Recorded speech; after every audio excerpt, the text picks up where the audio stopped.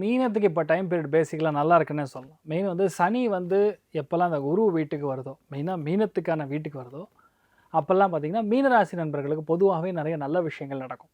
ஏன்னா குருங்கிறது மங்களகாரகன், சுபகாரகன். அதனால் வீட்டில் நடக்க வேண்டிய நல்ல காரியங்கள், ஃபார் எக்ஸாம்பிள் குழந்தை பிறக்கிறதாகட்டும், காது குத்துறதாகட்டும், இல்லை ஒரு வீட்டில் அந்யோன்யம் இல்லாமல் கஷ்டப்படுறது, ஆர் ஃபேமிலிக்குள்ளே ஒரு கல்யாணம் ஆகாமல் கஷ்டப்படுறது, ரொம்ப நாளாக குணமாகாத ஒரு ஏதாவது ஒரு ப்ராப்ளம், இதெல்லாம் இப்போது குணமாகக்கூடிய நிலைமைகளில் கண்டிப்பாக ஏற்படும். மெயினாக மீனராசி நண்பர்கள் அடுத்த 2 வருஷம் பண்ண வேண்டியது என்னன்னு நான் சொல்லிடுறேன். அதை மட்டும் நீங்கள் பண்ணால் பெரிய அளவுக்கு சக்ஸஸ் கொடுக்கும். வேப்பம் மரம் இல்லைன்னா வேப்பங்குச்சி எப்போவுமே கையில் இருக்கணும். வேப்பங்குச்சியோ அல்லது வேப்ப மரமோ எப்போவுமே கையில் இருக்கணும். அதே மாதிரி அஸ்வத் சமித் அப்படின்னு சொல்லுவோம்.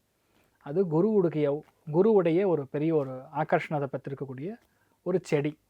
அதை வந்து கையில் வச்சுக்கிறது பெரிய அஸ்வத் சமித் அப்படின்னு நீங்கள் கேட்கலாம். எங்கன்னா நம்ம பூஜை சாமான் ஸ்டோர்லேயோ இல்லை ஹோம சாமான்கள் இது பண்ணுவாங்கள்ல, அந்த இடத்துல இந்த வேப்பங்குச்சியும் அஸ்வத் சமித்தும் ரெண்டுமே நீ கையில் வச்சுக்கிறது மிகப்பெரிய சக்ஸஸ் கொடுக்கும். எப்படிப்பட்ட சக்ஸஸ் கொடுக்கும்னா, எதெல்லாம் ஸ்தம்பிக்கிறதோ, எதெல்லாம் நின்று போயிருக்கோ, அதெல்லாம் இப்போது உங்களுக்கு லைஃப்பில் வந்து நெக்ஸ்ட் லெவலுக்கு முன்னேற்றக்கூடிய